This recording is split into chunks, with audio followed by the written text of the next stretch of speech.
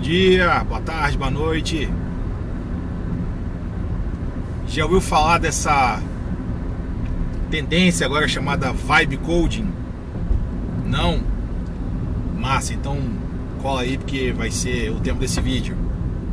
Se você não me conhece, meu nome é Hugo Cristo, sou professor do curso de design da UFES. O meu caminho para o trabalho que eu faço aí já tem uns 20 anos. Eu tenho colocado essa câmera aqui em cima do carro, boto para gravar enquanto eu estou dirigindo, não edito depois, só boto uma capinha ali para dar um pouco de contexto e vou batendo papo. Mínimo de produção aí para poder fazer a conversa acontecer, beleza? Essa história do Vibe Coding, para quem não viu notícias sobre isso, desde que a gente começou a utilizar, né, assim, a gente teve acesso a essas ferramentas de IA generativa, inteligência artificial generativa, que basicamente no começo produzia um texto e imagem, né? Você dá um prompt ali, uma série de comandos explicando o que você quer. Aí esse negócio meio que executa essa tarefa. Quase sempre a gente faz perguntas ou pede para revisar um texto, escrever um texto, coisa parecida. Aos pouquinhos isso foi melhorando e você começou a ter também organização de dados, você tem sumário de artigo científico, né? Você faz tipo um resumo, uma síntese de um ou mais artigos. Você também consegue gerar tabelas, formatar texto para normas acadêmicas, enfim, tem um monte de aplicação interessante. Tem umas ferramentas aí que fazem cienciometria, que a gente fala, que é você olhar um tema, por exemplo, na literatura, né, de uma área específica e ver quem trabalhou com ele, desde quando, quem citou quem, enfim, é uma coisa bem interessante para vários aspectos do trabalho aí. E na computação, né, e aí vou falar um pouco do design também, porque interessa os designers. O que aconteceu é que você começou a ter, obviamente, recursos para geração de código, né? Então você, como código é uma coisa altamente estruturada, né? Você não é igual a linguagem natural. E olha que a linguagem natural, essas ferramentas já fazem muito bem, né? De gerar texto. Código é muito estruturado, tá sempre em repositórios tipo GitHub, SVN e tal, coisas que são aí os Git da vida, né? Que você, repositórios de código, que você tem eles bem documentados e com, enfim, comentários e as dependências todas no mesmo lugar e tal. Essas ferramentas começaram também a gerar código. Então você fala assim, em vez de você pedir para ele fazer, sei lá, traduzir um texto ou gerar um texto qualquer que te interessa, você pede para ele, por exemplo, que é construir uma interface em HTML, CSS, JavaScript, com um formulário que você dá uma entrada de dados e aí ele faz uma busca em algum lugar e te retorna o resultado no formato de planilha. Ele faz isso.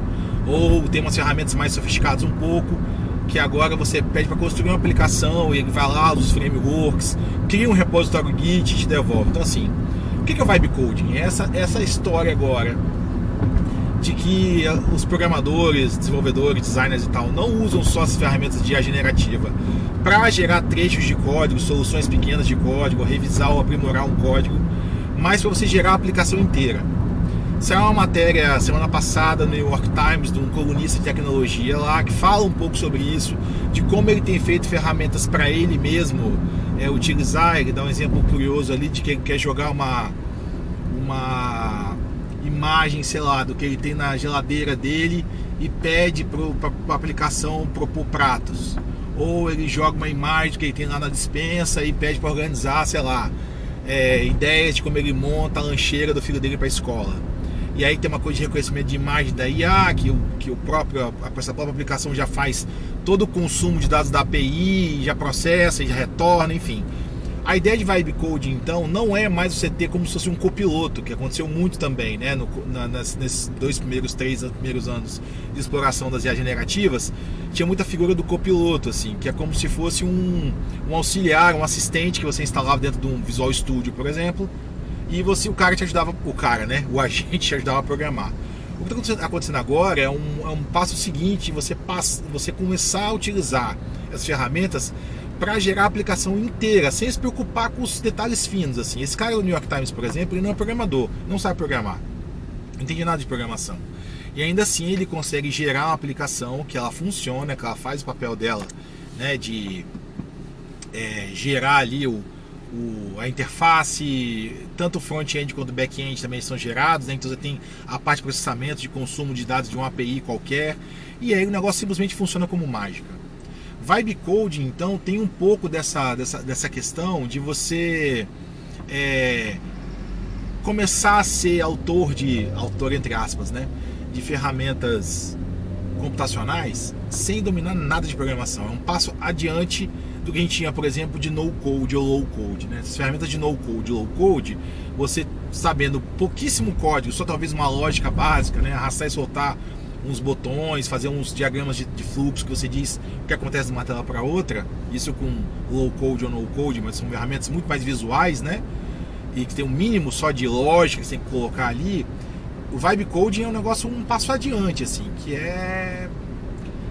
De certo modo, as pessoas estão precisando dizer até que os programadores estão curtindo fazer isso. Então eles tiram do chão muito rápido um protótipo, como se fosse um MVP da aplicação, testam as possibilidades dela, e aí o programador em si, ele pode dar o passo seguinte, que é depois aprofundar aquele desenvolvimento. Eles falam que você deixa de se preocupar com os detalhes, com as minúcias do desenvolvimento e passa a olhar para a big picture, que eles falam, né? A visão mais ampla da aplicação.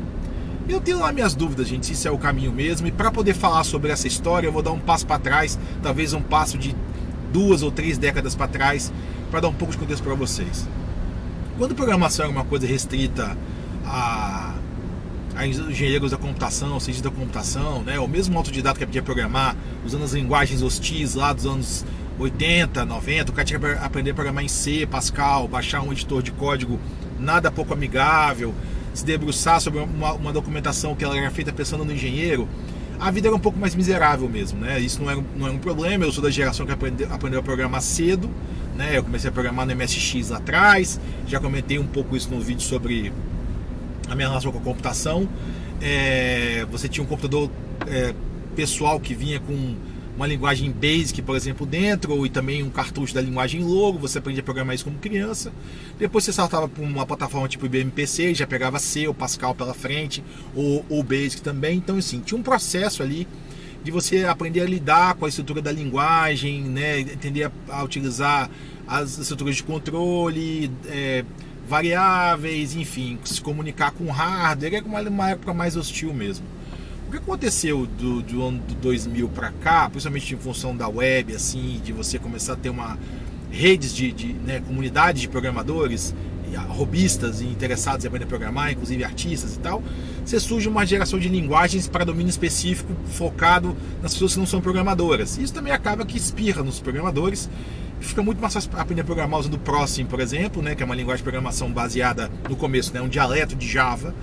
Hoje ela tem possibilidade de você usar Python ou JavaScript para poder programar em Prosim, para você gerar imagem, basicamente coisas interativas. Mas você tem outras linguagens que vão ficando mais fáceis de aprender, assim, com um monte de assistentes visuais na tela, editores de formulário, de interfaces gráficas que facilitam um bocado, bibliotecas que também reduzem muito o trabalho do programador. E aí você vai gradualmente caminhando para situações onde tem cada vez mais documentação, mais assistentes, mais plugins e tal, né? Nem vou entrar muito no mérito dessas coisas que a gente tem hoje de ter frameworks completos. Isso ajuda muito também, né? Na época, quando a internet era mata, a gente tinha que desenvolver tudo do zero. Então você facilita muito a vida. Mas você tem, né, um aumento de acessibilidade, vamos dizer assim, de facilidade de você dar os primeiros passos. Sei lá, YouTube, você pode vir aqui no YouTube e assistir um monte de vídeos de gente ensinando a você programar em Python, em C, em Assembly, nunca que seja. Mesmo em linguagem hostis tipo Assembly, você consegue aprender a programar vendo vídeos no YouTube. Tem um monte de curso online aí. E o que acontece é que você, de certa forma, também democratiza um pouco por conta disso. Você vai ter, lógico, né, uma série de questões mais avançadas de programação, tipo sistemas embarcados. Era difícil a beça antigamente, você trabalhar programando esses microcontroladores e tal, aí sai o Arduino. É uma coisa parecida, você também bebe um pouco na fonte do processing, né? Você tem uma IDE, um editor de código fácil de usar, com documentação acessível, um microcontrolador que você vai ter pouquíssimo trabalho para soldar a coisa, ou não solda nada, espeta o LED ali mesmo, bota os cabinhos e controla servomotores, display de LCD. Então assim, tem umas coisas que facilitavam muito os primeiros passos das pessoas. E aí você vai ter, nesse momento da web explodindo, o JavaScript está em todos os lugares, então você deixa de precisar instalar as coisas no seu computador e passa a usar tudo online, nos editores de código online, e já disponibilizam, né, a aplicação que você faz na web também sem ter trabalho nenhum. Você tem editores de aplicativos para celular, por exemplo, que fazem tudo simplesmente escaneando um QR Code no celular para você testar o aplicativo, depois ele gera o binário do aplicativo também de uma maneira super simples. Enfim, tem um monte de facilidades hoje em dia que foram sendo cada vez mais tornando mais fácil o trabalho de quem tem que desenvolver alguma coisa. Mas essa história do Vibe Code é um passo adiante, porque você, né, tem aí uma coisa que você dá uma entrada de dados e ele literalmente cospe para você a aplicação funcionando online, inclusive. Eu testei uma que chama Blitz esses dias, que é muito boa, mas tem outras também. E aí a gente fica naquela discussão que ela parece que é interminável, assim, tipo, vai desempregar um monte de gente, vai acabar com o emprego dos programadores. O que eu tenho escutado dos programadores, e isso também espirra um pouco nos designers, vou falar por quê daqui a pouquinho, é que os programadores entendem que isso é como se fosse um facilitador do trabalho. Eles não se sentem ameaçados, porque eles sabem que uma ferramenta dessa jamais vai substituir um programador no desenvolvimento de uma aplicação mais complexa, né? Isso é um quebra-galho para você fazer um MVP, por exemplo, né? Um produto mínimo viável ali, pra você testar uma ideia. Mas na hora de você botar a mão para fazer uma aplicação de verdade, isso não vai muito longe, não. No caso dos designers, a gente tem uma relação semelhante quando você começa a gerar imagem, né? Identidade visual, layouts e tal, utilizando também ferramentas de IA generativa. E o argumento é mais ou menos o mesmo, de que você não vai necessariamente desempregar ninguém, porque quando uma empresa precisar de um designer de verdade, ela vai ter que contratar e tal. Mas na minha visão, o que acontece é sempre um problema econômico. Você tem uma série de micro e pequenos empreendimentos ali que hoje em dia assinam já softwares que são, enfim, mais baratos do que você pagar para desenvolver e se adequam ali. Tem todo um mercado, né, de gente que desenvolve software e ganha na escala, né? E algumas vezes você não encontra o software que você quer e esse tipo de ferramenta ajuda bastante. Eu estou pensando, por exemplo, em trabalhar esse tipo de coisa com meus estudantes de pós-graduação na psicologia, que precisam às vezes fazer uma aplicação simples para sua pesquisa de mestrado, doutorado, não sabem programar e tem que contratar alguém. Então talvez a ferramenta dessa serviria para isso. A mesma coisa, eu quero gerar uma imagem para usar na minha pesquisa ou no meu trabalho, e eu também não sei desenhar, e aí eu vou usar uma ferramenta de IA generativa. Então isso tem seu lugar, assim, tem os seus quebra-galhos, né? Você vê muitos professores de áreas de humanas ou de, sei lá, das ciências da natureza, que não sabem desenhar um esquema, sei lá, de uma célula e tal, e pedem para uma IA generativa, ela faz aquela ilustração. Tá desempregando o ilustrador? Tá, mas talvez aquele ilustrador também ele não valeria a pena para ele trabalhar desenvolvendo aquela ilustração. Então é uma situação difícil ali, mas que ela tem questões econômicas muito evidentes e que a gente pode considerar que talvez essas ferramentas satisfaçam algumas necessidades específicas aí. No caso Vibe Coding, o que eu acho que os designers têm que tirar dessa história? Não adianta você achar que o Vibe Coding vai transformar você num programador. E por que esse é o caso? Né? Assim, por que eu tenho essa leitura de que o Vibe Coding não vai fazer isso? É porque quando dá errado, e eu tentei fazer, eu montei um prompt bem complexo do que eu queria para poder fazer um sistema de cadastro simples, né? A gente chama um CRUD, né? Que é Create, Read, Update and Delete, que é você pega um registro, um sistema que é capaz de criar um registro, ler esse registro, exibir, né? Editar e excluir, é o básico de qualquer sistema de gestão, você tem um CRUD ali funcionando. E aí eu fiz esse CRUD e eu pedi para ele conectar com o banco de dados, e ele dava um problema, por exemplo, na conexão com o banco, porque a estrutura que ele criou para o banco de dados não era adequada e você tem que saber ler, por exemplo, a mensagem de erro que o gerenciador de banco de dados dá para você saber o que aconteceu. Como os programadores sabem, eles não têm problema, eles vão acertar isso, ou quando dá um erro, sei lá, de JavaScript ou de validação de um campo. No caso específico das pessoas que estão lidando com esse tipo de ferramenta e não sabem essas mensagens de erro, a vida está perdida, ele não tem o que fazer. Ele vai testar um outro prompt até funcionar, sem saber muito, tentativa e erro, né? Sem saber muito o que está acontecendo. E esses prompts eles também custam dinheiro, assim, tipo, você tem uma opção aí de usar não sei quantas horas de processamento gratuito, né? E depois tem que pagar. Então, resolve, mas não muito. Qual que é o caminho na minha cabeça, então? todo mundo, para usar as ferramentas de IA que vão lidar com alguma coisa de programação, tem que ter um mínimo de conhecimento de programação, um mínimo, tem que aprender a ler as mensagens de erro, a debugar um código, a pelo menos saber do que se trata quando você, o console lá, o interpretador do código fala, por exemplo, tem uma variável, sei lá, não declarada ou uma coisa parecida assim, sabe? Que são mensagens triviais de quem aprende a lidar com código que precisam ser entendidas. Então esse vibe coding é legal, mas ele não exime você de ter conhecimentos mínimos de programação, da mesma forma que uma IA generativa que desenha não exime você de ter minimamente condições de se expressar em linguagem verbal sobre a natureza do desenho que você quer, a composição entre umas coisas, as cores, sei lá, os traçados. Você precisa saber o mínimo, né? Lógico que isso pode ser ensinado, mas eu acho que não resolve. Então assim, quem tiver curiosidade, eu recomendo muito que dê uma buscada por vibe coding. Esse Blitz que eu usei, enfim, deve ter outros, eu só testei esse com mais energia porque me pareceu uma solução meio que completa. Você consegue sair do prompt até botar funcionando, ele hospeda online, você tem como testar a aplicação rodando online, é bem bom. E eu comparei uma solução que esse Blitz faz com uma coisa que eu tinha feito já usando o Gemini e o Copilot, né? E além do ChatGPT, lógico, para ver como é que ele fica. E ele é bem superior na forma como ele inclusive gera, assim. Ele não só gera o código, como ele gera a documentação, ele cria o repositório para você. Então é como se você estivesse já pensando nos padrões de profissionais da área de computação, que de fato quando desenvolvem uma aplicação hoje entregam não só o código, mas a documentação, associam o funcionamento dessa aplicação a um gerenciador de pacote, sabe? De você botar bibliotecas, vincular um Node, enfim, tem uma série de coisas interessantes aí. Recomendo que vocês olhem para isso. E eu acho que a gente não tem que pensar que essas ferramentas são todas bala de prata, né? Ninguém vai substituir um programador com vibe coding. Mas é muito curiosa a ideia de que você tem programadores comemorando isso como uma coisa que parece que está ajudando eles a tirarem o pé das coisas mais chatas do dia a dia, de ficar ali preparando o código inicial. É muito chato fazer isso mesmo. E para isso tem frameworks, né? Já tem umas coisas meio resolvidas.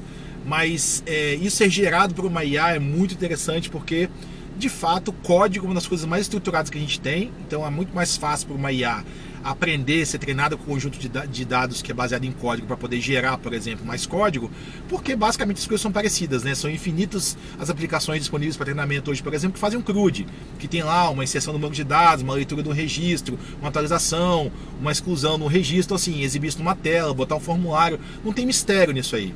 Mas algumas coisas mais complexas você não vai sair do lugar. Então pode ser que você tenha que começar a fazer meio que um Frankenstein ali, né? Juntar uma coisa de retalhos com várias coisas geradas por uma ferramenta dessa.